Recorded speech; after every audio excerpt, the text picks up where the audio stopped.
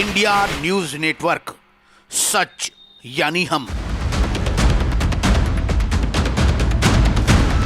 Samajwadi party के राष्ट्रीय अध्यक्ष एवं पूर्व मुख्यमंत्री अखिलेश यादव ने किसान बिल वापसी पर किसानों की इस जीत पर किसानों और किसान संगठनों को बधाई दी। वही कहा कि एमएसपी कब लागू होगा सरकार बताए, भाजपा की नजर वोट पर है, किसान हित पर नहीं।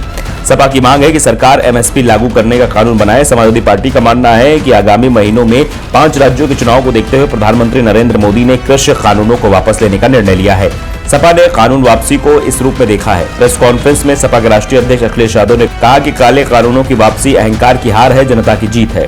भूमि अधिग्रहण के बाद ये काले कानून की वापसी लोकतंत्र की जीत है। किसानों के हित में कानून वापस नहीं लिया, अपितु चुनाव के लिए वापस लिया गया है। सरकार माफी मांगे और इस्तीफा दे। आज केवल इतना ही रखिए कि भारतीय जनता पार्टी की नजर वोटों पर है, किसान के हित की पे नजर नहीं है। किसान की मदद के लिए फैसले ले सरकार। कहो कम से कम एमएसपी के लिए कानून बनाए। जब 3 कानून वापस ले रहे तो एमएसपी का भी कानून लाए सरकार। और समाजवादी पार्टी की मांग है कि केंद्र सरकार एमएसपी के लिए कानून लाए। लखीमपुर में किसानों को कुचलने वाला अभी भी मंत्री पद से हटाया नहीं गया। नोटबंदी का निर्णय भी जनता को परेशान करने के लिए था।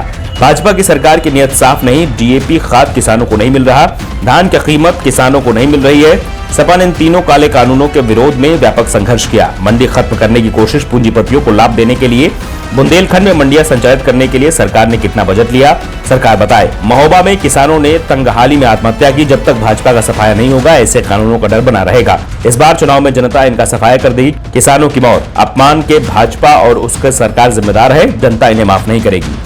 याद कीजिए वो नोटबंदी जिससे आज तक अर्थव्यवस्था नहीं सुधर पाई, और ना ही भ्रष्टाचार खत्म हुआ, ना ही काला धन आया, ना ही बाहर जो पैसा जमा है वो आया है। और अब आंकड़े निकलवाइए, पैसा ज्यादा चला गया बाहर।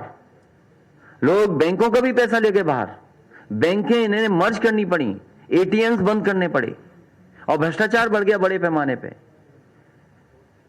तो जब नोटबंदी का कोई परिणाम आज तक नहीं मिला, क्या नोटबंदी के लिए भी माफी मांगेगी सरकार? और आज किसानों के साथ जो हुआ है, इतने दिनों के धरने आंदोलन प्रदर्शन में इतने किसानों की जान गई।